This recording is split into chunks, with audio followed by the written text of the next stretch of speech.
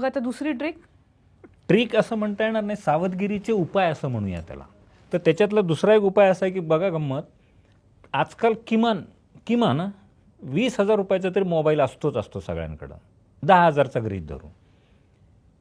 पण मी सांगतो, पाहणारे जे आज जेवढे लोक आहेत त्याच्यातल्या 90% लोकांच्या मोबाईलमध्ये अँटीव्हायरस नाही आहे.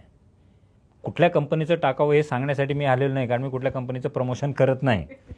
पण नामांकित 2-3 कंपन्या आहेत, त्यांचं वार्षिक फक्त 200 रुपये कॉस्ट आहे. ते अँटीव्हायरस नाही टाकलेलं आपण, आणि तिथंच आपण सायबर फ्रॉडवाल्यांना, भामट्या लोकांना रस्ता मोकळा करून दिला आहे. अँटीव्हायरसचा फायदा काय होतो, ज्यांच्याकडे ॲपलचे फोन आहेत त्यांची इनबिल्ट सिक्युरिटी सिस्टीम चांगली आहे. अदर दॅन ॲपल, बाकीच्यांचे ज्यांचे फोन आहेत त्यांनी मात्र जरूर अँटीव्हायरस टाका, हे मी सल्ला देईन. ज्यांना आत्ता शक्य नाही त्यांनी किमान लॅपटॉपला जोडून त्याच्यातनं मोबाईल स्कॅन करा, दर आठवड्याला व्हायरस स्कॅनिंग करून घ्या. त्याचं कारण अनेक पद्धतीने तुमच्याकडं स्पॅम मेसेज जेव्हा येतात, म्हणजे स्पॅम मेसेज म्हणजे व्हायरस असलेले मेसेज, त्यातनं तुमचा फोन हॅक होऊ शकतो. फ्रीजचा दरवाजा उघडा ठेवल्यावर मांजर दूध पिणार आहे. तुम्ही फ्रीजचा दरवाजा उघडा नाही ठेवा, मांजर दूध पिणार नाही. सिंपल आहे. तसंच अँटीव्हायरस हे तुम्हाला त्याचं काम करतं. तो एक ट्रिक म्हणा किंवा काय, ती करून घ्या तुम्ही.